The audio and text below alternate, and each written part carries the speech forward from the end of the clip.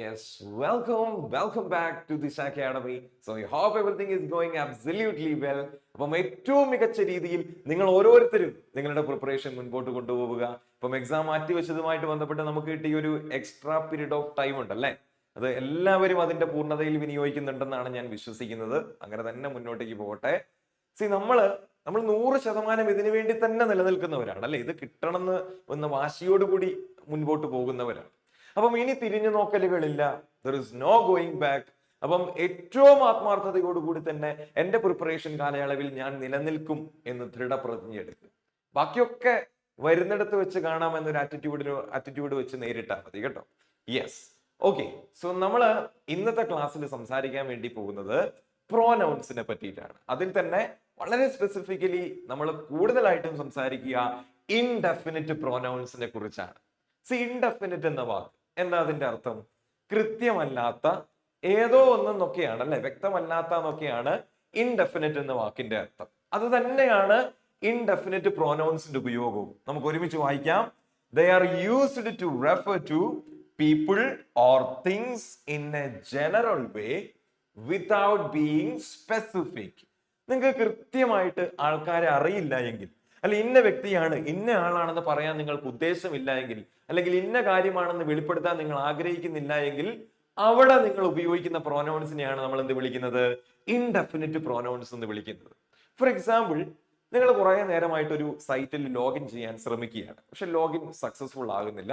അപ്പൊ സ്വാഭാവികമായിട്ടും ഒരു എറർ മെസ്സേജ് വരാം, ഇങ്ങനെ സംതിങ് വെന്റ് റോങ്, അല്ലെ സംതിങ് ഈസ് റോങ്. എന്താണെന്ന് അറിയത്തില്ല, എന്തോ ഒരു പ്രശ്നമുണ്ട്, അതുകൊണ്ടാണ് എന്ത് മെസ്സേജ് വന്നിരിക്കുന്നത്? സംതിങ് ഈസ് റോങ് എന്ന് വന്നിരിക്കുന്നത്. ഇനി മറ്റൊരു എക്സാമ്പിൾ പറയുകയാണെങ്കിൽ, ദൂരത്ത് നിന്ന് ആരോ വരുന്നതായിട്ട് ഞാൻ കാണുന്നുണ്ട്, എനിക്കറിയത്തില്ല ആരാണെന്ന്. അപ്പൊ എനിക്ക് എന്ത് പറയാം? someone is coming അല്ലെ, someone is coming. I don't know who that person is. ആരാണെന്ന് എനിക്കറിയില്ല, അതുകൊണ്ട് ഞാൻ എന്ത് വെച്ചു? someone എന്ന് വെച്ചു. ഈ പറഞ്ഞ someone, something ഇതൊക്കെ അടങ്ങിയതാണ് ഈ ഇൻഡെഫിനിറ്റ് പ്രോനൗൺസിന്റെ ലിസ്റ്റ്. നമുക്ക് വിശദമായിട്ട് പഠിക്കാം. Moving on to the list. ഇതാണ് ഇംഗ്ലീഷിലെ സിംഗുലർ ആയിട്ടുള്ള ഇൻഡെഫിനിറ്റ് പ്രോനൗൺസ്. നമുക്കൊന്ന് വായിച്ചു നോക്കാം, ആരൊക്കെ ഉള്ളത് നോക്കാം. പരിചയമുള്ള ആൾക്കാരൊക്കെ ഉണ്ട്, നമ്മൾ അറിഞ്ഞും അറിയാതൊക്കെ ഇവരെ ഉപയോഗിക്കാറുണ്ട് അല്ലെ. അപ്പൊ ഇവയുടെ പേരെന്താണ്?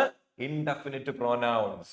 Another, anybody, anyone, anything, everybody, everyone, everything, nobody, no one, nothing, one, somebody, someone, something. So these are called singular indefinite pronouns. അപ്പൊ നമുക്ക് എല്ലാവർക്കും ഓരോ നേച്ചർ ഉണ്ടല്ലേ, നേച്ചർ, പ്രകൃതം. അപ്പൊ ഇവയുടെ നേച്ചർ എന്താണെന്ന് ചോദിച്ചാൽ, all of these pronouns are singular. ഇവയുടെ നേച്ചർ എന്താണ്? ഇവന്മാരെല്ലാരും സിംഗുലർ.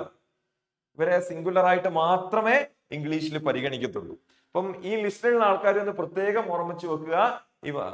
പ്രത്യേകം ഓർപ്പിച്ച് പേര് മാത്രം പഠിച്ചാൽ പോരാ, എന്തുകൂടി പഠിക്കണം? ഇവരുടെ സ്വഭാവം കൂടി പഠിക്കണം. ദേ ആർ ഓൾവേസ് സിംഗുലർ എന്നുകൂടി പഠിക്കുക.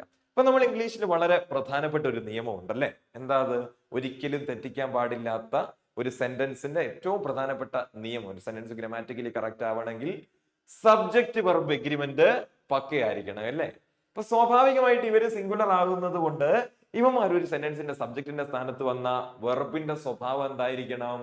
സിംഗുലർ സബ്ജക്റ്റിന് സിംഗുലർ വെർബ് അല്ലേ. അപ്പൊ ഇവര് സബ്ജക്റ്റിന്റെ സ്ഥാനത്ത് വന്നിട്ടുണ്ടെങ്കിൽ തൊട്ടപ്പുറത്ത് ആരുണ്ടായിരിക്കണം? സിംഗുലർ വെർബ് ഉണ്ടായിരിക്കണം. അപ്പൊ അതാണ് അടുത്ത നിയമം കേട്ടോ. Yes, the next rule. So singular indefinite pronoun സബ്ജക്റ്റിന്റെ സ്ഥാനത്ത് വന്നിട്ടുണ്ടെങ്കിൽ നിങ്ങൾ അവിടെ ഉപയോഗിക്കേണ്ടത് സിംഗുലർ വെർബാണ്. ഏത് നിയമപ്രകാരം? സബ്ജക്റ്റ് വെർബ് എഗ്രിമെന്റ് പ്രകാരം. അപ്പൊ ഇതൊന്ന് ശ്രദ്ധിക്കാം. നിങ്ങൾ എന്ത് ചെയ്യണം എന്ന് വെച്ചാൽ, ഇൻഡെഫിനിറ്റ് പ്രോനൗൺസിനെ കൃത്യമായിട്ട് മനസ്സിലാക്കുക. കണ്ടാൽ തിരിച്ചറിയണം ഇൻഡെഫിനിറ്റ് സിംഗുലർ പ്രോനൗൺസ് ആണെന്ന് കേട്ടോ. അപ്പം സിംഗുലർ വെർബുമായിട്ട് റെഡി ആയിട്ടിരിക്കുക. നമുക്ക് കുറച്ച് എക്സാമ്പിൾസും കൂടി നോക്കാം വളരെ പെട്ടെന്ന്. യെസ്, നോക്കൂ, ഇവിടെ 6ഓളം സെന്റൻസ് ഉണ്ട്. ഈ 6 സെന്റൻസുകളുടെയും സബ്ജക്ട് എന്ന് പറയുന്ന ആരാണ്? സിംഗുലർ ഇൻഡെഫിനിറ്റ് പ്രോനൗൺസ് ആണ്. അപ്പൊ സ്വാഭാവികമായിട്ട് നമ്മൾ തിരഞ്ഞെടുക്കേണ്ട വേർബ്സ് ഏതായിരിക്കണം? സിംഗുലർ ആയിരിക്കണം. ഇപ്പൊ ഒരു ടിപ്പ് ഞാൻ പറഞ്ഞുതരാം. എടാ, എസ് അല്ലെങ്കിൽ ഇ എസ് ഇതുമായിട്ട് ബന്ധമുള്ളതാണെന്ത്? സിംഗുലർ വെർബ് എന്ന് പറയുന്നത് കേട്ടോ. അപ്പോൾ ഒന്നെങ്കിൽ അതിൻ്റെ അകത്ത് ഒരു എസ് ഉണ്ടാകും, അല്ലെങ്കിൽ ഒരു ഇ എസ് ഉണ്ടാകും. അതാണ് സിംഗുലർ വെർബ്. അപ്പം ഇവിടെ എവരിവൺ സിംഗുലർ അല്ലേ, വെർബ് എന്തായിരിക്കണം? 6 പറ്റുമോ? ഇല്ല. എസ് ഉൾപ്പെട്ടത് ഏതാണ്? ആറിന്റെ അനിയനായിട്ടുള്ള is. Okay, everyone is. Someone singular indefinite pronoun ആണ്. ഡെഫിനറ്റ്ലി എന്ത് വേണം? ഹാസ് വേണം. എസ് ഉൾപ്പെട്ട വെർബ് ഫോം ഏതാ? ഹാസ് അല്ലേ? ഹാവ് ചേട്ടനാണ്, ഹാവിന്റെ അനിയനാണ് ആര്? Has. Okay, yes. Something was. അടുത്തത് നോബഡി വാണ്ട് അല്ല, വാൺസ് എന്ന് വരും കേട്ടോ, വാൺസ്. ഇനി അടുത്തത് നത്തിങ് പ്ലേ അല്ല, പ്ലേസ് ആണ്, plays. Nothing plays an important role here. ഒന്നും തന്നെ ഇവിടെ ഇമ്പോർട്ടന്റ് റോള് കളിക്കുന്നില്ല എന്നാണ് പറയുന്നത്. നോ വൺ നീഡ് ആണോ നീഡ്സ് ആണോ? ഡെഫിനറ്റ്ലി നീഡ്സ് ആണ്. എസ് ചേർന്നിരിക്കുന്നതാണല്ലോ സിംഗുലർ വെർബ് ഫോം കേട്ടോ. സിംഗുലർ ഇവിടെയും സിംഗുലർ, സബ്ജക്ട് വെർബ് എഗ്രിമെന്റ് പക്കയാവും. ഓക്കെ, അപ്പം ഒന്നാമത്തെ കാര്യം നമ്മൾ പഠിച്ചു അല്ലെ? യെസ്. ഇനി നമ്മളൊക്കെ എപ്പോഴും തെറ്റിക്കുന്ന ഒരു റൂളും കൂടി പഠിപ്പിച്ചു തരാം. ഇവിടെ നോക്കിയേ, someone has left their umbrella in the classroom. Everyone needs to submit their homework on time. ഒറ്റ വായനയിൽ യാതൊരുവിധ പ്രശ്നങ്ങളും നമുക്ക് തോന്നില്ല അല്ലെ? സെന്റൻസ് ഗ്രാമാറ്റിക്കലി കറക്റ്റ് ആണെന്ന് തന്നെ തോന്നും. പക്ഷെ അപ്പോൾ ക്ലോസ് ലുക്ക് നമുക്ക് മനസ്സിലാകും ഇതിനകത്തൊരു തെറ്റുണ്ട്. നിങ്ങൾ കണ്ടെത്തിയോ? ഓക്കെ, നമുക്ക് ഒരുമിച്ച് കണ്ടെത്താം. നോക്കൂ, ഇതൊക്കെ ആരാണ്? സിംഗുലർ ഇൻഡെഫിനിറ്റ് പ്രോനൗൺ ആണ് സബ്ജക്റ്റിന്റെ സ്ഥാനത്ത് വന്നത്. അപ്പൊ സ്വാഭാവികമായിട്ടും വെർബ് സിംഗുലർ ആവണം അല്ലെ? സബ്ജക്റ്റ് സിംഗുലർ ആണ്, ഓൾറെഡി നമ്മൾ പറഞ്ഞു. വെർബ് സിംഗുലർ, സിംഗുലർ ഇവിടെയും സിംഗുലർ, വെർബും സിംഗുലർ, ഇവിടെയും വെർബ് സിംഗുലർ. നോക്ക്, ഇവന്മാരെല്ലാം സിംഗുലർ ആയിട്ടാണ് പോകുന്നത്. സബ്ജക്റ്റ് സിംഗുലർ ആണ്, വെർബ് സിംഗുലർ ആണ്. അപ്പൊ സ്വാഭാവികമായിട്ടും ഉടമസ്ഥത സൂചിപ്പിക്കുന്ന ഈ പദങ്ങളും സിംഗുലർ ആവണ്ടേ? ഈ ദയർ എന്നുള്ളത് ബേസിക്കലി ആരാണ്? പ്ലൂരൽ അല്ലേ? അപ്പൊ ഇവിടെ പറ്റുമോ? ഇവൻ സിംഗുലർ ആണ്, ഇവൻ സിംഗുലർ ആണ്, ഇവരെല്ലാരും ഇങ്ങനെ പോകുമ്പോ ഇവൻ മാത്രം ഇങ്ങോട്ടേക്ക് പോയാൽ ശരിയാവോ? ഇല്ല. അപ്പം ഇതും കൂടി സിംഗുലർ ആവണ്ടേ? അപ്പൊ ഇവിടെ കറക്റ്റ് ഒന്നെങ്കിൽ ഹിസ് എന്ന് എഴുതുക, അല്ലെങ്കിൽ ഹിസ് ഓർ ഹെർ എന്ന് എഴുതുക. അതാണ് നമ്മുടെ നിയമം. ഒന്നെങ്കിൽ ഹിസ് എഴുതുക, അല്ലെങ്കിൽ ഹിസ് ഓർ ഹെർ എഴുതുക. ഒരിക്കലും ദയർ ഉപയോഗിക്കാൻ പാടില്ല കേട്ടോ. ഇവിടെയും അതുപോലെ തന്നെ you can either use his അല്ലെങ്കിൽ ഹിസ് ഓർ ഹെർ. ഇങ്ങനെ വരും, ഇങ്ങനെ തന്നെ എഴുതുക കേട്ടോ, ഓർ ഹെർ. അപ്പൊ ഇതാണ് അടുത്തൊരു നിയമം. യെസ്, അപ്പൊ കുറച്ചും കൂടി വ്യക്തതയോടുകൂടി ആ നിയമം നമുക്ക് പഠിക്കാം. C, singular indefinite pronouns always take singular possessive adjectives. Possessive adjectives എന്ന് പറഞ്ഞാൽ ഉടമസ്ഥതയെ സൂചിപ്പിക്കുന്ന അവർ, ദയർ, ഹിസ്, ഹെർ, ഇറ്റ്സ് തുടങ്ങിയ പദങ്ങളെയാണ് പൊസസീവ് അഡ്ജക്റ്റീവ്സ് എന്ന് വിളിക്കുന്നത്.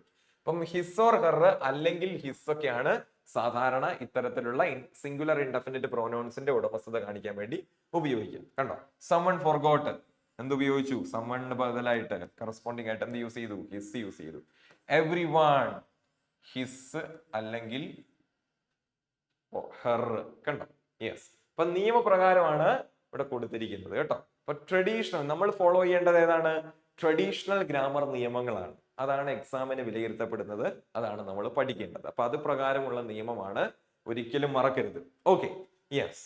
ഇനി ഇൻഡെഫിനിറ്റ് പ്രോനൗൺസിലെ തന്നെ വളരെ സെപ്പറേറ്റ് ആയിട്ട് നമ്മൾ നോക്കേണ്ട ഒരാളാണ് ആര്? വൺ എന്ന് പറയുന്നത്.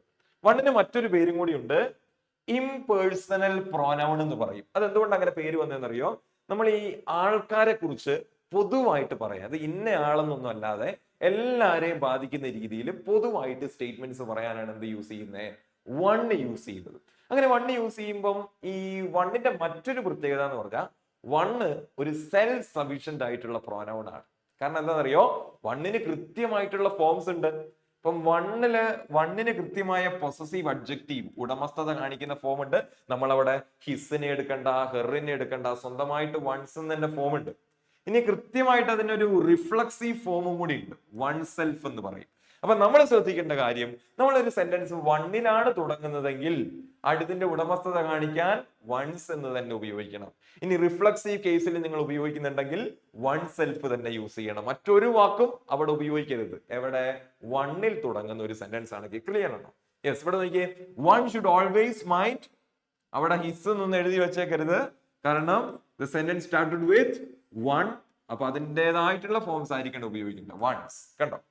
ഇനി അടുത്തത് അവനെ തന്നെ എന്ന് പറയുമ്പോഴോ, one must take care of oneself. കണ്ടോ, വൺ സെൽഫ്, അവനെ തന്നെ. വണ്ണിൽ തുടങ്ങുന്നതിന് കൃത്യമായിട്ടുള്ള ഫോംസ് ഉണ്ട്. അപ്പൊ ആ ഒരു സമാന്തരത നമ്മൾ പാലിക്കണം. Yes, okay. ഇവിടെ നോക്കിയേ, രണ്ട് എറർ സ്പോട്ടിംഗ് ചോദ്യങ്ങളാണ്. One should always mind. ഇപ്പൊ ഞാൻ പറഞ്ഞു സെന്റൻസ് എങ്ങനെയാടാ, വണ്ണിൽ തുടങ്ങി. വണ്ണിന് സെൽഫ് സഫിഷ്യന്റ് അല്ലേ, കൃത്യമായിട്ട് ഫോംസ് ഇല്ലേ, പുറത്തുനിന്ന് ആളെ ഇമ്പോർട്ട് ചെയ്യണോ, വേണ്ട. ഓക്കെ, വൺ ഇവിടെ വരുമ്പോൾ ഹിസ് അല്ല വൺസ് എന്ന് വരും. ഇതാണ് കറക്റ്റ് കേട്ടോ.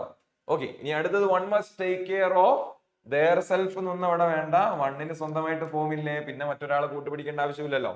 വൺ സെൽഫ് എന്ന് വരും കേട്ടോ, കാരണം the sentence began with one. Okay, yes. അപ്പം ഇൻഡെഫിനിറ്റ് പ്രോനൗൺസ് നമ്മളൊക്കെ കുഴപ്പത്തിലാക്കുന്ന ഒരു തരം പ്രോനൗൺസ് ആണ്.